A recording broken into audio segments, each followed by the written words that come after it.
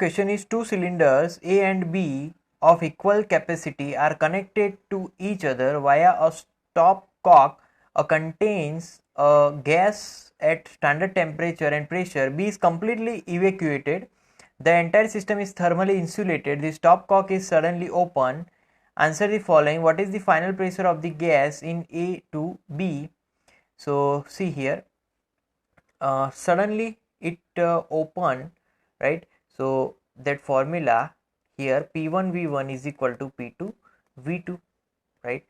So P1 upon P2 is equal to V2 upon V1 here, right? Now see, V2 upon V1.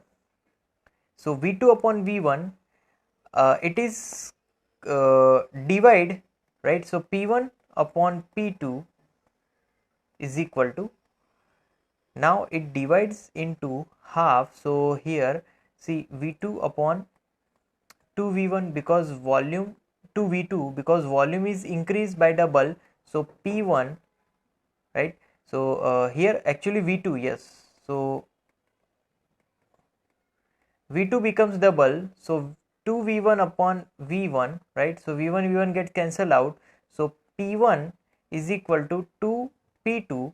That means our new pressure P2 is equal to P1 by 2. Now P1 is on the our atmosphere, so 1 atmospheric upon 2, so P2 is equal to 0.5, and that is atmospheric ATM, atmosphere. So that is our P2, 0.5 atmosphere, right?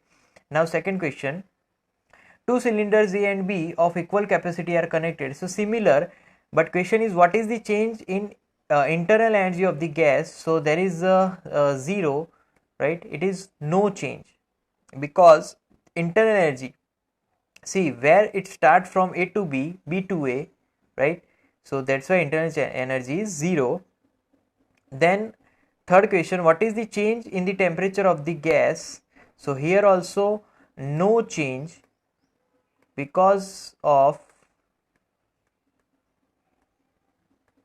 so no change of temperature because we kept these gases at a standard temperature.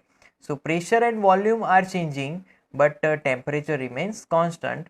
And fourth one is, do the intermediate state of the system to the final equilibrium, before settling to the final equilibrium state, lie on its PVT surface.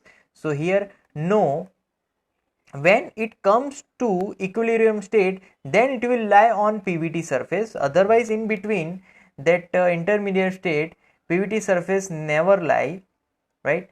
So only on equilibrium state that system lie on the PVT surface, otherwise it will be not lying on PVT surface in the intermediate system.